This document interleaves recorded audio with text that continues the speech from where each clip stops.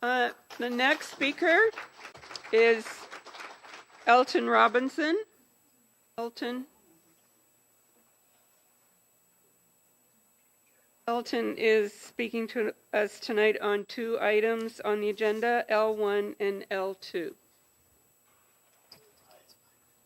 Yeah. Hi, Elton. Hi, sorry I had an accident over the holidays.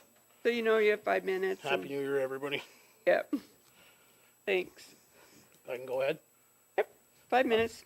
Hi, my name's Elton, and I'm here tonight to speak about some agenda items. First of all, regarding item L1, review of police presence and programs. I support these programs. It is imperative that children receive proper education and guidance, and this involves families and schools, but also the community, including police.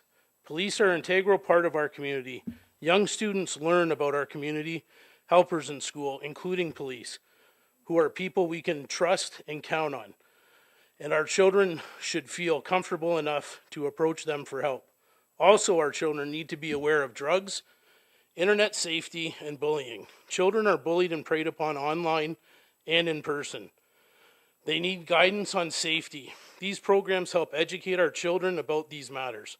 Lastly, police in our schools can provide positive role models, and not all children have that in their lives. Let's build relationships for our community, not tear them down. Let's start by growing these relationships in our schools again. Please do not push them away. Most police are good people and should not be associated with negativity. We need them now more than ever. Second of all, regarding item L2, recommendations as to school names and mascots. I do not support this. This is a waste of time, resources, and funding. But not only that, renaming schools to disqualify or demonize historical figures, or in the name of correcting past wrongs, however well intended, does not make sense. Things like schools' names, mascot, can provide a starting point for discussions about history, how historical opinions change over time, wars, and so on.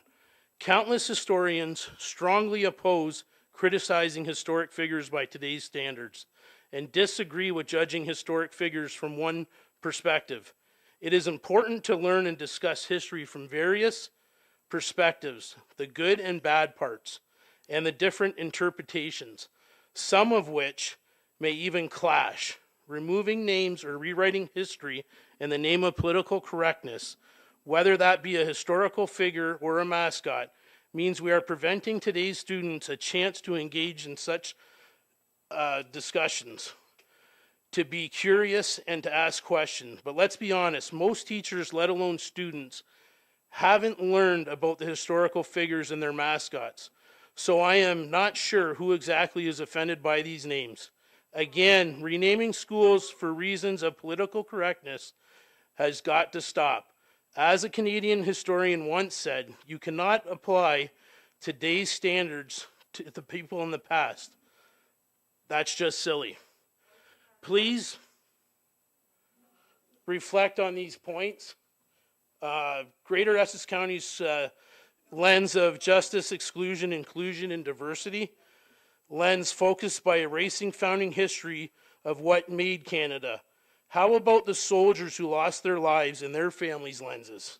Queen Elizabeth is a female, a she, her, that is one of the longest leaders. Shouldn't she be something that should be highly spoken of?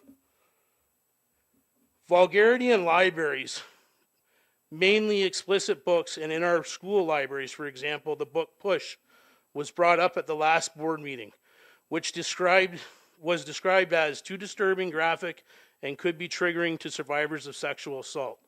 Actually, the movie Precious is based on the book, which is rated R due to language, child abuse, sexual assault, so you have to be 18 to see it. Yet we have the book available for our children to enjoy in our libraries. Should we not focus on concerns like this, that parents and teachers are deeming offensive, versus renaming mascots in schools? We never spoke of banning books or burning books, preventing this free speech, stopping these books from coming to market. It is about carefully monitoring and regulating what our children have access to in the public schools libraries. By supporting these books, we're supporting vulgarity, explicit comments, are we not? Is anything going to be done about these concerns? Parents, educators, and constituents are feeling ignored and losing faith and confidence in this board. But that can change. Please support keeping police in our schools, and please do not support changing schools' names and mascots in the name of political correctness, and respect the value of acknowledging history. Thank you. And you might want to look up, lastly, the Toronto District School Board right now about what's going on in the schools there. Thank you, Elton, and you can submit your, Pardon? thank you. You can submit your remarks to the director's Yes, office. I'll so we can email them get a to copy. Melissa. Yeah. Okay, thank you very much. So questions of clarification, Trustee Chin? Hi, thank you, Madam Chair. And could you explain what happened in the TDSB regarding your final comment?